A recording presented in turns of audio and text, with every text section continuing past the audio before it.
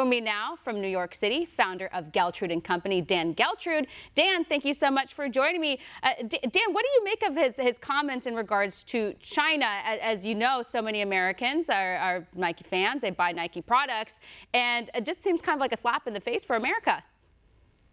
As it should. Nike is a great company that has great products. That's one thing. But when we look at the other side of this, the one thing Nike is not is a patriotic company.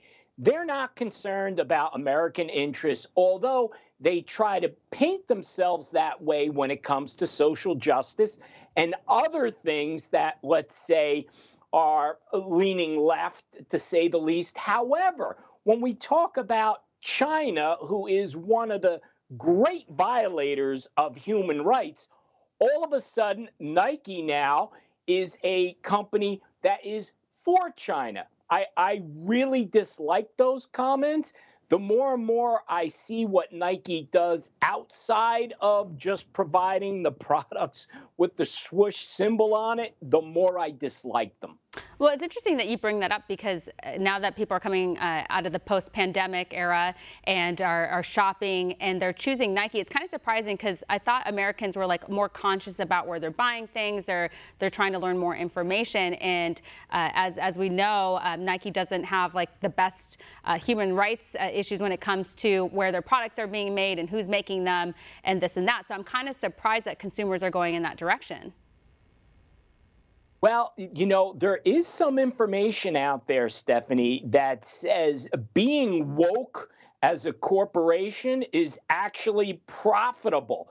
So all these causes that Nike jumps on the headlines about are paying dividends. Look, we saw how they took that position with Colin Kaepernick, and they benefited greatly, even though it seemed that a lot of people were upset with them. Not enough people were upset where it actually made a difference. Remember why why Nike made this comment about China is because Nike made reference to some things China was doing related to human rights, and they were subject to a boycott from the Chinese consumers. And now all of a sudden they've changed positions and saying, well, listen, we're a company for China. It's really disturbing. Yeah, absolutely. And right now, companies are deciding, many companies in the U.S. are deciding what they're going to do when it comes to prices as inflation continues to surge.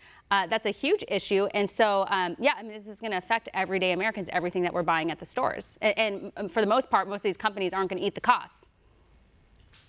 No, they're not, and nor should they. Look, they have a responsibility to their shareholders to make sure that their companies stay profitable. So to the extent they could pass along costs in the form of price increases, they are going to continue to do that until people can't afford to buy the products. So you can't blame these companies for doing that. Who you can blame is our federal government, who has policies in place and continuing to go down a path that is creating a perfect storm to create this inflationary period. And what's happening is prices are rising because the government is doing everything they can to continue to increase demand, but make it difficult to supply product. That right there is the formula for inflation, and that's exactly what we're doing.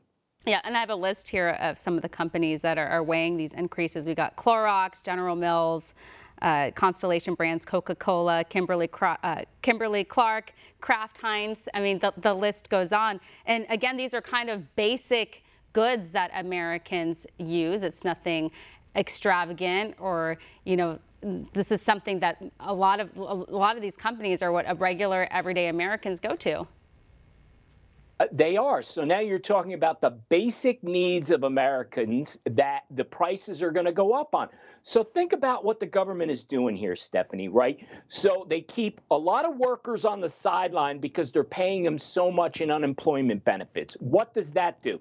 That puts pressure on companies to have to pay more money to attract employees to come back to work. But ultimately, that gets passed along to the consumer because prices go up. Who does it hurt? It hurts those that are getting their salaries or their hourly wages increased that the government is targeting to say they need to have a living wage. Well, you know what? You never actually catch up when you create inflation. Yeah.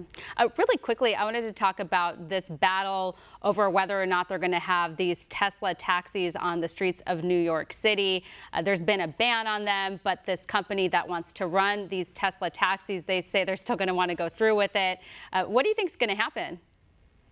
Well, it's going to be interesting because the company we're talking about is Revel, and what they're proposing to do is they are going to put taxi type services or delivery services out in New York City, similar to what Uber and Lyft do, but they're going to use electric vehicles.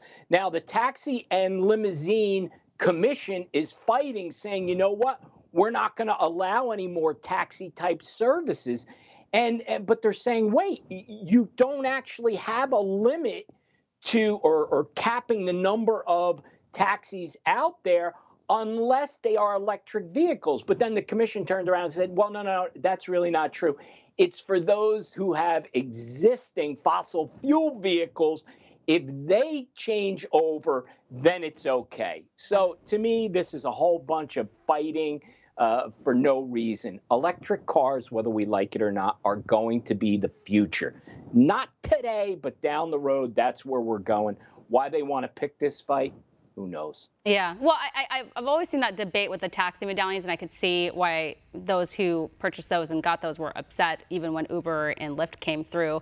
And so there was a big debate on that because a lot of people invested all the money that they had to try to get one of those medallions. And then all of a sudden there's like a bunch of cars on the streets of New York that they were having to compete with when they didn't think that that was going to be the deal. So I could see why maybe they'd be more up in arms about that. But I guess, does New York City really need more cars on the street? Probably not. Anyways. They don't, but who does it hurt, Stephanie? If you have more competition, the prices come down, so people are going from point A to point B, they would be paying less. And what is this about? Is it protecting a group that paid for the medallion? Or is it about lowering prices and keeping competition in place? Yeah, I hear you. And you know, I'm not like I don't really care either way. And when I'm in New York, I use Ubers and Lyfts, and that's just what I'm comfortable with using. But I do see the other side in their argument. Anyways, Dan, I'm going to leave it here. Thank you so much. Thanks, Stephanie. Of course. Coming up next.